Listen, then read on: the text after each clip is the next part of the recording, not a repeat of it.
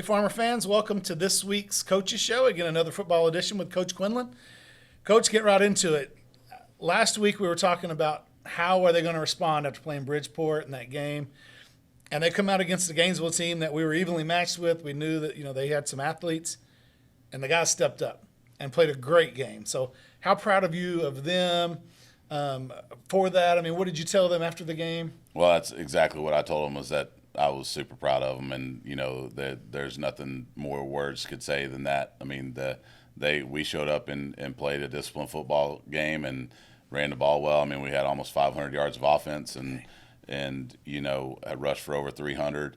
I want to say 7 different guys scored touchdowns. So whenever you play a game that is that complete, there's nothing more you can say outside of just being really proud of them and excited for them. I mean, and we held them 28 points, and to be honest with you, they scored one at the end that was against mainly our twos. So, one of our goals is to hold teams to 21 points and defensively, and I, feel like that happened, even though we had some of our twos in there and let one get away at the end. But overall, I think that we played really a complete football game. Well, let's talk about those 500 yards of offense. What was the key? What really made that click? Was it the game plan? Was it the execution? A little bit of both? I think it was a little bit of both. I think we spread the ball around well.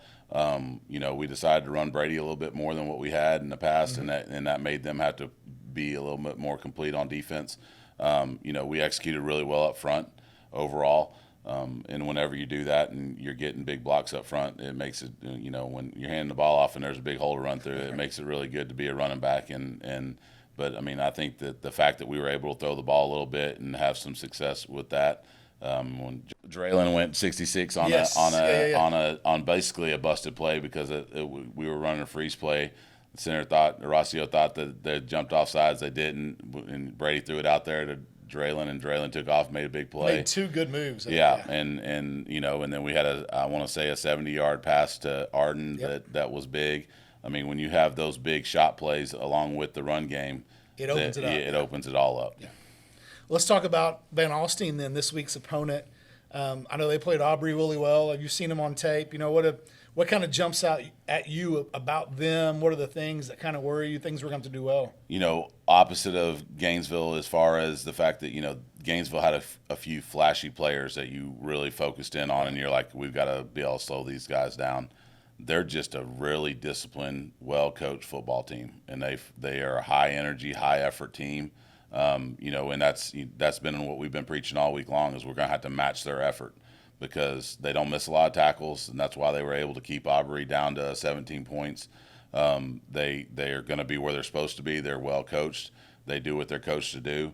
And whenever you're playing a team like that, our scheme is going to be important. What we've done X's and O's wise leading up to this game is going to be important, but also just our execution. If we stay on blocks and don't miss tackles, and we line up in the right gaps, and we're fitting the right gaps and doing those things defensively, then I think it's going to be a good ball game.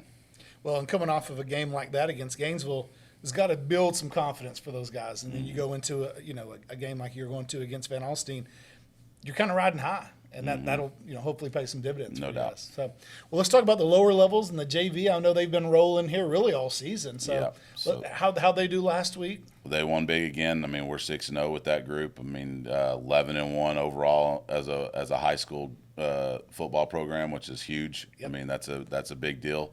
They're going to be tested this week for sure.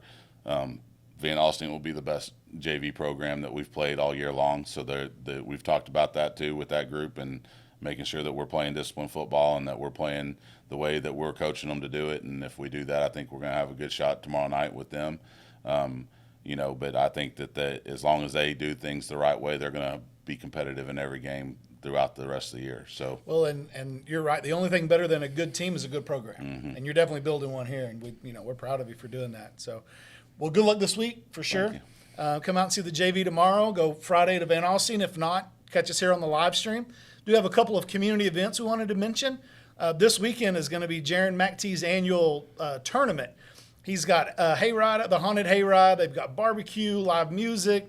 They have a cornhole tournament, and then we have the all-night softball tournament, which we're trying to convince you to play with us on. And then actually next Wednesday, will be a community pep rally here to get ready for homecoming, which is next week.